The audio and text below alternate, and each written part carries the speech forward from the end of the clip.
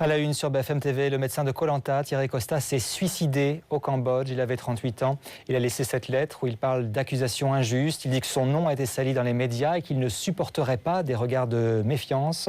En France, le PDG de TF1 laisse à leur conscience les auteurs de ces propos anonymes sur la mort du candidat de 25 ans, Gérald Babin. À la une aussi, les associations qui craignent la fin de la trêve hivernale. Les expulsions peuvent reprendre. Aujourd'hui, une manifestation de droit au logement a été organisée à Paris.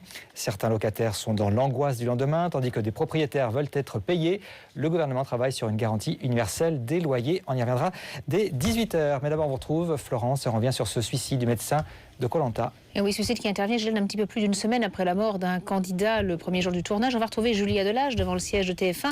Alors Julia, avant de mettre fin à ces jours, le médecin a écrit une lettre qui a été rendue publique par la production. Effectivement, en accord avec la famille de Thierry Costa, la production a donc publié cette lettre. Le médecin de Koh Lanta avait souhaité qu'elle soit rendue publique. C'est une lettre écrite à la main sur un papier en tête de l'hôtel dans lequel il séjournait au Cambodge et dans laquelle il dit avoir été sali dans les médias par des articles mensongers. Des accusations et suppositions injustes ont été proférées à mon encontre, peut-on lire. Avant d'ajouter, Thierry Costa écrit « Je n'oserais plus croiser un regard en France sans que je me pose la question de savoir s'il est rempli de méfiance envers moi. » En effet, depuis la mort d'un candidat de Koh Lanta il y a 10 jours, le premier jour du tournage, certaines voix s'étaient élevées pour insinuer que les secours avaient été trop lents à intervenir pour sauver le jeune homme qui a donc succombé à une crise cardiaque. C'était il y a 10 jours.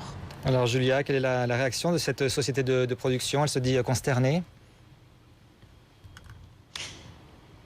Évidemment, la production se dit consternée par cette nouvelle avant d'ajouter dans un communiqué que cet événement tragique doit inciter ceux qui accusent et commentent sans discernement à faire preuve de responsabilité. Thierry Costa avait donc 38 ans. Il était le médecin de Koh Lanta depuis 4 saisons.